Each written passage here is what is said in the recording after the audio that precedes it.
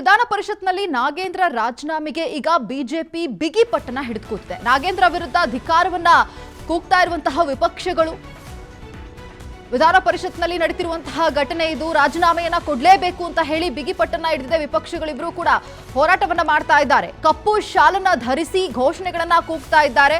ಅಲ್ಲಿನ ಬಿಜೆಪಿ ಸದಸ್ಯರು ಮೊದಲು ರಾಜೀನಾಮೆಯನ್ನ ಕೊಡಿ, ಆಮೇಲೆ ಸದನವನ್ನ ಮುಂದುವರಿಸೋಣ ಅಂತ ಹೇಳಿ ಕೂಡ ಅಲ್ಲಿ ಘೋಷಣೆಗಳನ್ನ ಕೂಗ್ತಾ ಇದ್ದಾರೆ. ಆಡಳಿತ ವಿಪಕ್ಷಗಳ ನಡುವೆ ವಾಕ್ ಸಮರ ನಡೀತಾ ಇದೆ, ಗದ್ದಲ ಕೋಲಾಹಲ ಕೂಡ ಉಂಟಾಗಿದೆ. ಸೊ ವಿಧಾನ ಪರಿಷತ್ನಲ್ಲಿ ಆಗ್ತಿರುವಂತಹ ಘಟನೆಗಳನ್ನ ಗಮನಿಸ್ತಾ ಇದ್ದೀವಿ. ನಾಗೇಂದ್ರಗೆ ಹೇಗ್ ನೀವು ಸಚಿವ ಸ್ಥಾನವನ್ನ ಕೊಟ್ರಿ, ಅವ್ರ ಮೇಲೆ ಅಷ್ಟೆಲ್ಲ ಆರೋಪಗಳಿದೆ, ಆದ್ರೂ ಕೂಡ ಈ ರೀತಿಯಾಗಿ ಅವ್ರಿಗೆ ಸಚಿವ ಸ್ಥಾನ ಕೊಡೋದ್ರಲ್ಲಿ ಏನ್ ನ್ಯಾಯ ಅನ್ನುವಂತಹ ಪ್ರಶ್ನೆ ಕೂಡ ಎದುರಾಗ್ತಾ ಇದೆ. ಈಗ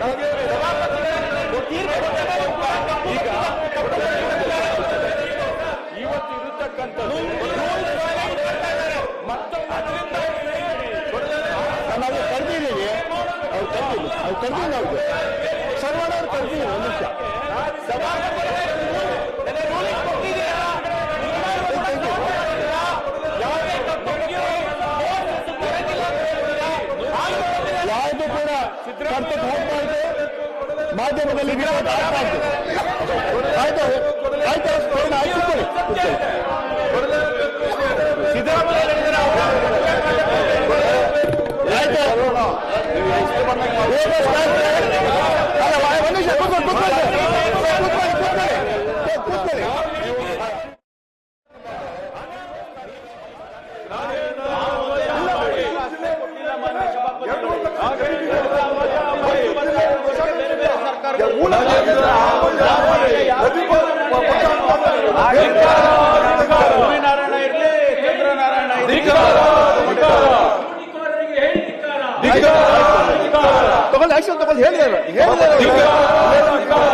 ಸರಳ ಇಲ್ಲ ಇದು.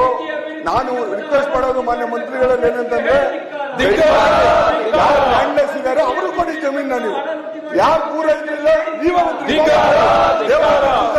ಮಾಡಿ, ನಾವೇನು ಬೇಡ ಅನ್ನಲ್ಲ. ಯಾರ್ಯಾರು ಉಪಯೋಗಿಸಿದ್ರು ವಾಪಸ್ ತಗೊಳ್ಳಿ. ಆಮೇಲೆ ಹೆಸರಲ್ಲಿ ಧಾರ್ಮಿಕ ಸಂಸ್ಥೆಗಳು ಇವತ್ತು ಸರ್ಕಾರ ಆಮೇಲೆ ಒಂದು ಡೀಸೆಂಟ್ ಬರಿಯಲ್ ಸಿಗೋದಕ್ಕೆ ಮಶಾಣಗಳಿಗೆ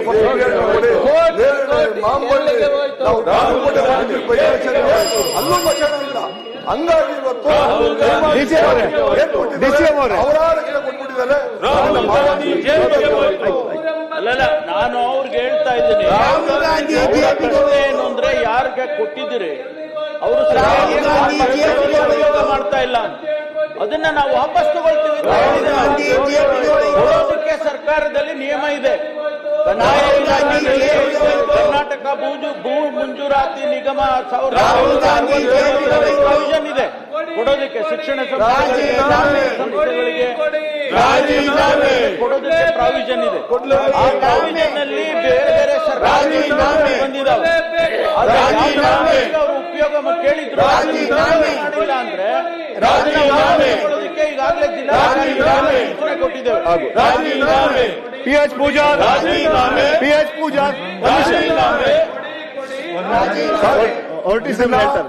ಎಷ್ಟು ವರ್ಷದಲ್ಲಿ ವಿಡ್ರಾ ಮಾಡ್ತಾರೆ ಅಂತ ಆಗಿಲ್ಲ ಸರ್. ದಯಮಾಡಿ ಸರ್ಕಾರ ಯಾವಾಗ ವಿಡ್ರಾ ಆಯ್ತು ಆ ಸಂಸ್ಥೆಗಳಿಂದ ಅಂತ ಹೇಳಬೇಕು. ಶಿವಕುಮಾರ್ ರಸಾಯನಿಕ ಜಾಗ ಇಲ್ಲ ಸರ್, ಆಗಲ್ಲ ಸರ್. ಇದು ಸರ್ ಲಕ್ಷಾಂತರ ಎಕರೆ ಕೊಟ್ಬಿಟ್ಟಿದ್ದಾರೆ. ನಾನು ಮಾಹಿತಿ ತರಿಸ್ಕೊಡ್ತೀನಿ ನಿಮ್ಗೆ, ಬಿಡಿ. ಅಲ್ಲ, ಹೇಳಿ. Point of order. ಒಂದ್ ನಿಮಿಷ, ಇದು ಒಂದ್ ನಿಮಿಷ ಪ್ಲೀಸ್. ತಡೀರಿ.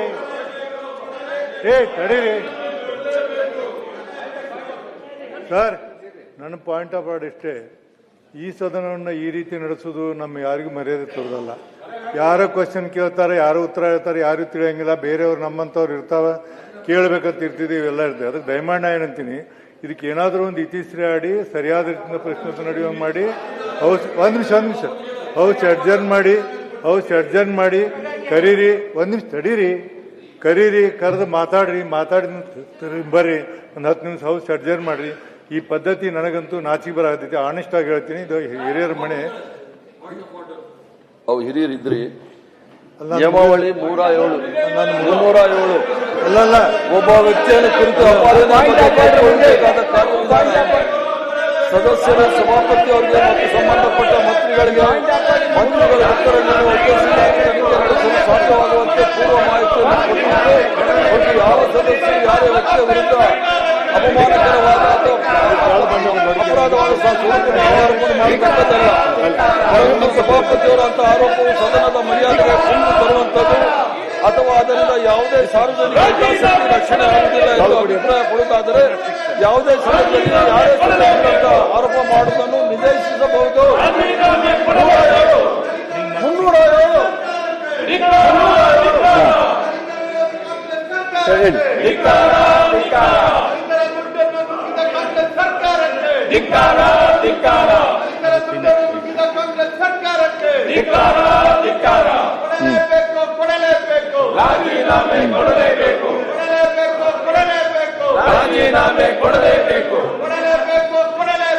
ರಾಜೀನಾಮೆ ಕೊಡಲೇಬೇಕು.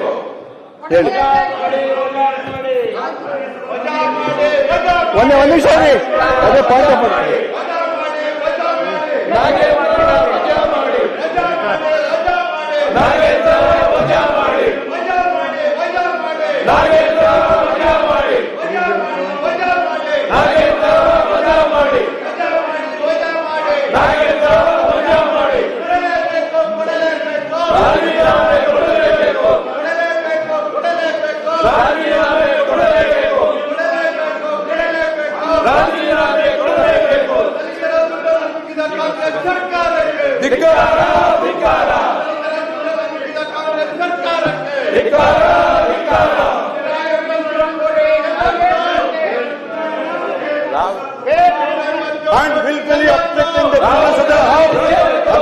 ಆದ್ದರಿಂದ ಮೊದಲ ನಿಯಮ 226ರಲ್ಲಿ ಅಗತ್ಯ ನಿರ್ದೇಶನ ನೀಡಿ ಅಡ್ಡಿಪಡಿಸುವವರೆಗೆ ಮುಂದುವರೆದರೆ ನಿಯಮ 327 ಸೂಕ್ತ ಕ್ರಮ ಕೈಗೊಂಡು ಪ್ರಶ್ನೋತ್ತರ ಚರ್ಚೆ ಸರ್ಕಾರ ಯಾವುದೇ ಅಡಚಣೆಯಿಂದ ನಡೆಯುವಂತೆ ಮಾಡಿಕೊಳ್ಳಲು.